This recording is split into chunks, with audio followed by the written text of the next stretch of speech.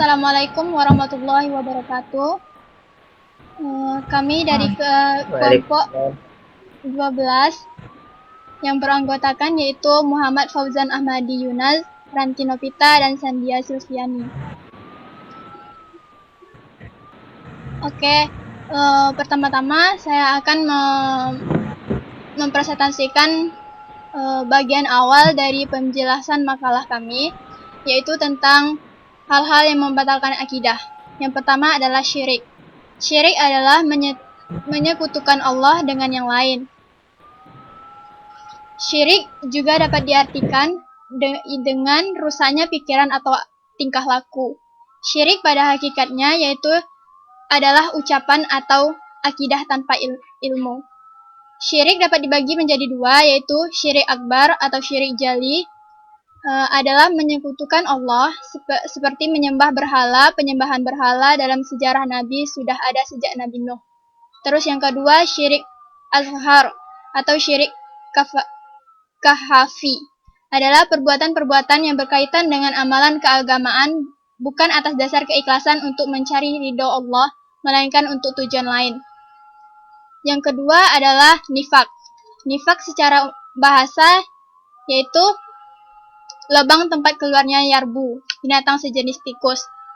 Nifak secara bahasa ketidaksamaan antara lahir dan batin. Adapun nifak menurut syarak adalah menampakkan Islam dan kebaikan tetapi menyembunyikan kekufuran dan kejahatan. Jika ketidaksamaan itu dalam hal keyakinan, hatinya kafir tetapi mulutnya menyatakan beriman. Yang ketiga adalah kufur. Kufur merupakan kata kerja lampau fi'il madi yang secara bahasa berarti menutupi. Kufur secara bahasa berarti menutupi. Sedangkan menurut syarak, kufur berarti tidak beriman kepada Allah dan Rasul-Nya.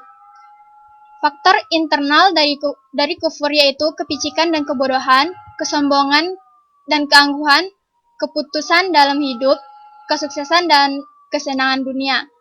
Faktor eksternalnya yaitu faktor lingkungan, kufur inkar, kufur juhud, dan kufur nifak, dan kufur syirik, kufur nikmat, kufur riddat. Yang keempat, murtad. Kata murtad berarti dari kata irtaddah merupakan wazan ifta'ala, berasal dari kata riddah yang artinya berbalik. Kata murtad lebih dikenal oleh kita dalam agama Islam, yaitu berarti keluar dari agama Islam dalam bentuk niat, perkataan, dan perbuatan. Hal itu kemudian menyebabkan seseorang dikatakan kafir. Oke, yang kedua, Fauzan Ahmadi. Assalamualaikum warahmatullahi wabarakatuh. Langsung saja kita langsung. Ya, yang kelima adalah firasat. Secara bahasa berarti atau legenda. Sedangkan khurafi ada hal yang berkenaan dengan tahayul atau dongeng. Khurafat ialah semua cerita, khayalan, ajaran-ajaran, pantang-larangan, adat istiadat, ramalan-ramalan, pemujaan atau kepercayaan yang menyimpang dari ajaran agama Islam. 6. Secara bahasa berasal dari kata hayal yang berarti apa yang terjadi pada seorang mengenai suatu hal baik dan keadaan, sadar atau sedang bermimpi. Dari istilah tahayul tersebut ada dua hal yang termasuk dalam kategori tahayul, yaitu kekuatan ingatan yang terbentuk berdasarkan gambaran indrawi dan segala jenisnya. Yang kedua, kekuatan ingatan lainnya yang disandarkan pada gambar indrawi, kemudian satu hal dari unsur menjadi sebuah gambar yang baru. Gambar baru tersebut bisa jadi satu hal yang benar-benar terjadi atau hal yang di luar kebiasaan. Yang ketujuh, munafik. Merupakan apabila berjanji mengingkari, apabila berkata berdusta, dan apabila dipercayai mengkhianati. Nabi Shallallahu Alaihi Wasallam bersabda, buatkanlah jaminan 6 hal kepadaku tentang dirimu, maka jamin kamu masuk surga.